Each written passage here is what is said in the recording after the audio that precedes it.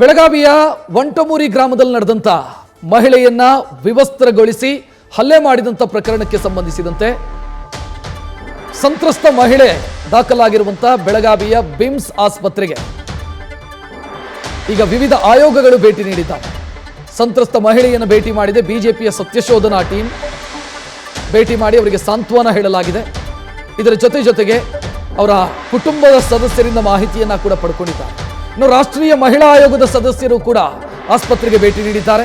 ಪ್ರಕರಣದ ಕುರಿತು ಆಯೋಗಕ್ಕೆ ವರದಿಯನ್ನು ಸಲ್ಲಿಸಲಾಗುತ್ತೆ ಅಂತ ರಾಷ್ಟ್ರೀಯ ಮಹಿಳಾ ಆಯೋಗದ ಸದಸ್ಯೆ ಡೆಲಿನಾ ಕೊಂಡೋಪ್ ಹೇಳಿಕೆಯನ್ನು ಕೊಟ್ಟಿದ್ದಾರೆ.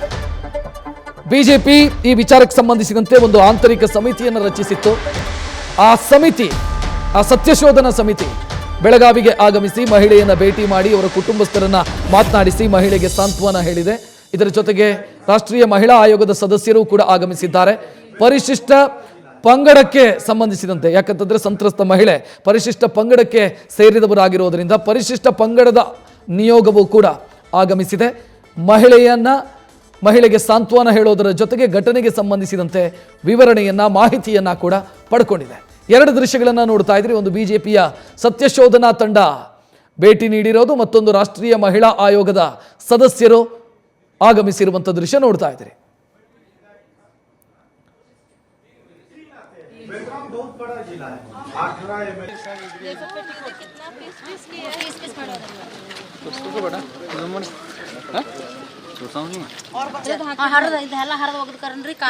निकाल के वो चिल्ली पाउडर को पानी में डाल के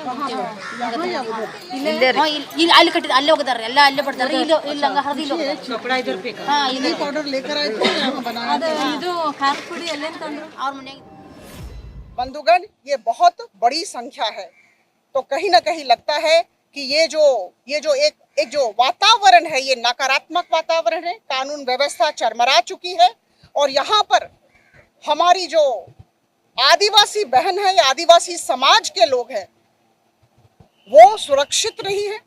ये महिलाओं की, आदिवासी समाज की सुरक्षा और मर्यादा का प्रश्न है। Each and every citizen of this country to change our mindset and let these incidents not happen again in any part of my country.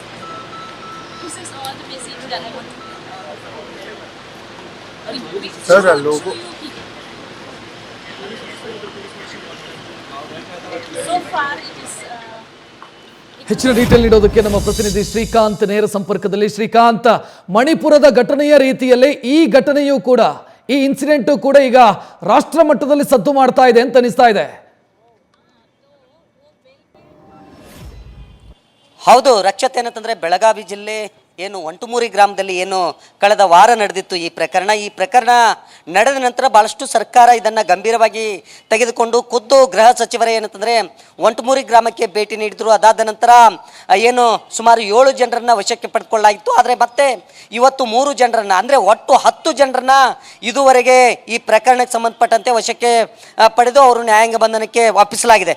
ಇದರ ಜೊತೆಗೆ ಏನಂತಂದರೆ ಏನು ಕರ್ತವ್ಯ ಲೋಪದ ಆರೋಪದ ಹಿನ್ನೆಲೆಯಲ್ಲಿ ಕಾಕತಿ ಠಾಣೆಯ CPI ಸಿನ್ನೂರ್ ಅವರನ್ನು ಇವತ್ತು ಏನಂತಂದರೆ ಖುದ್ದು ಬೆಳಗಾವಿಯ ನಗರ ಪೊಲೀಸ್ ಆಯುಕ್ತರು ಏನಂತಂದರೆ ಅಮಾನತುಗೊಳಿಸಿರುವಂಥದ್ದು. ಇದರ ಜೊತೆಗೆ ಇವತ್ತು ಪ್ರಮುಖವಾಗಿ ದೆಹಲಿಯಿಂದ 3 ಟೀಮ್ಗಳು ಬೆಳಗಾವಿಗೆ ಆಗಮಿಸಿವೆ. ಅಂದರೆ ಈ ಘಟನೆಗೆ ಸಂಬಂಧಪಟ್ಟಂತೆ ಒಂದು ರಾಷ್ಟ್ರೀಯ ಮಹಿಳಾ ಆಯೋಗ ಒಂದು ಕಡೆ ತನಿಖೆಯನ್ನು ನಡೆಸ್ತಾ ಇದ್ದರೆ, ಮತ್ತೊಂದು ಕಡೆ ಏನಂತಂದರೆ ಸತ್ಯಶೋಧನಾ ಸಮಿತಿ, ಅಂದರೆ 4 ಜನ ಸಂಸದೀಯರು ಹಾಗೆಯೇ ಒಬ್ಬರು ಪ್ರಧಾನ ಕಾರ್ಯದರ್ಶಿ, ಬಿಜೆಪಿ ಪ್ರಧಾನ ಕಾರ್ಯದರ್ಶಿ ಸೇರಿದಂತೆ ಒಟ್ಟು 5 ಜನರ ಬಿಜೆಪಿಯ ಸತ್ಯಶೋಧನಾ ಸಮಿತಿ ಇವತ್ತು ಏನಂತಂದರೆ ಬೆಳಗಾವಿಗೆ ಆಗಮಿಸಿತ್ತು. ಏನು ಬೆಳಗಾವಿಯ ಬೀಮ್ಸ್ನಲ್ಲಿ ಸಂತ್ರಸ್ತ ಮಹಿಳೆಯನ್ನು ಚಿಕಿತ್ಸೆಯನ್ನು ಪಡಿತಾರೆ, ಅವರನ್ನು ಭೇಟಿ ಮಾಡಿ ಏನಂತಂದರೆ ಸವಿವರವಾದಂಥ ವರದಿಯನ್ನು ಅವರು ಪಡೆದುಕೊಂಡಿದ್ದಾರೆ. ಅದರ ಜೊತೆಗೆ ಏನಂತಂದರೆ ವಂಟಮೂರಿ ಗ್ರಾಮಕ್ಕೂ ಸಹ ಇವತ್ತು ಭೇಟಿ ನೀಡಿ ಅಲ್ಲಿಯೂ ಸಹ ಏನಂತಂದರೆ ಅವರ ಮನೆಗೆ ಭೇಟಿ ನೀಡಿ ಅಕ್ಕಪಕ್ಕದವರ ಒಂದಿಷ್ಟು ಮಾಹಿತಿಯನ್ನು ಕಲೆ ಹಾಕ್ಕೊಂಡು ಈಗ ಮಧ್ಯಾಹ್ನ 4:30 ಗಂಟೆಗೆ ಏನಂತಂದರೆ ಬಿಜೆಪಿಯ ಒಂದು ಸತ್ಯಶೋಧನಾ ಸಮಿತಿ ಏನಿದೆ ಅದು ಒಂದು ಪತ್ರಿಕಾಗೋಷ್ಠಿಯನ್ನು ನಡೆಸಲಿದೆ. ಅದರ ಜೊತೆಗೆ ಏನಂತಂದರೆ ಇನ್ನೊಂದು ವಿಚಾರ ಏನಂತಂದರೆ ಏನು ನೊಂದಂಥ ಮಹಿಳೆ ಹಾಗೆಯೇ ಹಲ್ಲೆಯನ್ನು ಮಾಡಿದ್ರು, ಏನು ವಿವಸ್ತ್ರಗೊಳಿಸಿದ್ರು. ಅವರು ಸಹ ಎರಡು ಕುಟುಂಬ ಏನಿದೆ ಅವು ಎಸ್ ಟಿ ಸಮುದಾಯಕ್ಕೆ ಸೇರಿರೋದ್ರಿಂದ ರಾಷ್ಟ್ರೀಯ ಪರಿಶಿಷ್ಟ ಪಂಗಡಗಳ ಆಯೋಗ ಅದರ ನಿಯೋಗವು ಸಹ ಇವತ್ತು ಬೆಳಗಾವಿಗೆ ಬಂದಿದೆ. ಬೆಳಗಾವಿಯಲ್ಲಿ ಈಗ ಸಂತ್ರಸ್ತ ಮಹಿಳೆಯರ ಒಂದು ಮಾತನಾಡಿಸಿ ಅದಾದ ನಂತರ ಗ್ರಾಮಕ್ಕೆ ಭೇಟಿ ನೀಡಿ ಅವರು ಸಹ ಏನಂತಂದರೆ ಪರಿಶೀಲನೆಯನ್ನು ನಡೆಸ್ತಾ ಇದ್ದಾರೆ. ಒಟ್ಟು 3 ನಿಯೋಗ ಇವತ್ತು ಬೆಳಗಾವಿಗೆ ಆಗಮಿಸಿವೆ. ಒಟ್ಟಾರೆ ಏನಂತಂದರೆ ಇದರ ಎಲ್ಲ ಒಂದು ವಿಚಾರವನ್ನು ನೋಡೋದಾದರೆ BJP ತಡವಾಗಿ ಆದರೂ ಈ ವಿಚಾರಕ್ಕೆ ಸಂಬಂಧಪಟ್ಟಂತೆ ಭಾಳಷ್ಟು ಏನಂತಂದರೆ ಗಂಭೀರವಾಗಿ ಪರಿಗಣಿಸಿದೆ. ಇವತ್ತು ಇಡೀ ರಾಜ್ಯಾದ್ಯಂತ ಹೋರಾಟಕ್ಕೆ ಕರೆ ಕೊಡೋದರ ಜೊತೆಗೆ ಇವತ್ತು ಏನು ಸಂಸದರ ನಿಯೋಗ ಬೆಳಗಾವಿಗೆ ಬಂದಿದೆ, ಅದಕ್ಕೆ ಏನಂತಂದರೆ ಬೇಕಾದಂಥ ಎಲ್ಲ ಮಾಹಿತಿಯನ್ನು, ಯಾವ ರೀತಿ ಮಾಹಿತಿಯನ್ನು ಕಲೆ ಹಾಕಬೇಕು ಅಂತೇಳಿ ಬೆಳಗಾವಿಗೆ ಬಂದ ತಕ್ಷಣ BJPಯ ರಾಷ್ಟ್ರೀಯ ಅಧ್ಯಕ್ಷರಾಗಿರುವಂಥ ನಡ್ಡಾ ಅವರ ಏನು ವಿಡಿಯೋ ಕಾನ್ಫರೆನ್ಸ್ ಮೂಲಕ ಅವರನ್ನು ಸಂಪರ್ಕ ಮಾಡಿ ಯಾವ ರೀತಿ ಪ್ರಶ್ನೆಯನ್ನು ಕೇಳಬೇಕು, ಯಾವ ರೀತಿ ಏನಂತಂದರೆ ಅಲ್ಲಿ ಮಾಹಿತಿಯನ್ನು ಕಲೆ ಹಾಕಬೇಕು ಅನ್ನೋದ್ರ ಬಗ್ಗೆ ಸಂಪೂರ್ಣವಾದಂಥ ಮಾಹಿತಿಯನ್ನು ಅವರಿಗೆ ನೀಡ್ತಾರೆ. ಅದಾದ ನಂತರ ನೇರವಾಗಿ BJP ಸಂಸದೆಯರು ಏನು 4 ಜನ ಏನು ಸಂಸದರಿದ್ದಾರೆ ಅವರು ಏನಂತಂದರೆ ಸ್ಥಳಕ್ಕೆ ಹಾಗೆಯೇ ಏನು ನೊಂದಂಥ ಮಹಿಳೆಯ ಮಾಹಿತಿಯನ್ನು ಪಡೆದುಕೊಂಡಿರುವಂಥದ್ದು. ಒಟ್ಟಾರೆ ಏನಂತಂದರೆ ಈ ಪ್ರಕರಣ ಭಾಳಷ್ಟು ಏನಂತಂದರೆ ಈಗಾಗಲೇ ರಾಜ್ಯಕ್ಕೆ ಸಂಬಂಧಪಟ್ಟಿತ್ತು. ಈಗ ಮತ್ತೇನಂತಂದರೆ ಕೋರ್ಟ್ ಈ ವಿಚಾರಕ್ಕೆ ಸಂಬಂಧಪಟ್ಟಂತೆ ಮಧ್ಯಪ್ರವೇಶ ಮಾಡಿದೆ. ಈಗ ದೆಹಲಿಯಿಂದಲೂ ಸಹ ಏನಂತಂದರೆ ದೆಹಲಿ ಮಟ್ಟದಲ್ಲೂ ಸಹ ಈ ವಿಚಾರ ಈಗ ಪ್ರಸ್ತಾಪ ಆಗ್ತಾ ಇರೋದ್ರಿಂದ ಸಹಜವಾಗಿ ಏನಂತಂದರೆ ಭಾಳಷ್ಟು ಏನಂತಂದರೆ ಜಿಲ್ಲಾಡಳಿತಕ್ಕೆ ಈ ಕುರಿತಂತೆ ಒತ್ತಡ ಬರಲಾಗ್ತಾ ಇದೆ. ರಕ್ಷತ್, ಧನ್ಯವಾದ ಶ್ರೀಕಾಂತ್ ಮಾಹಿತಿಗೆ. ನ್ಯೂಸ್ ಫಸ್ಟ್ ನಿರ್ಭೀತಿಯಿಂದ ನಿಮ್ಮ ಪರವಾಗಿ.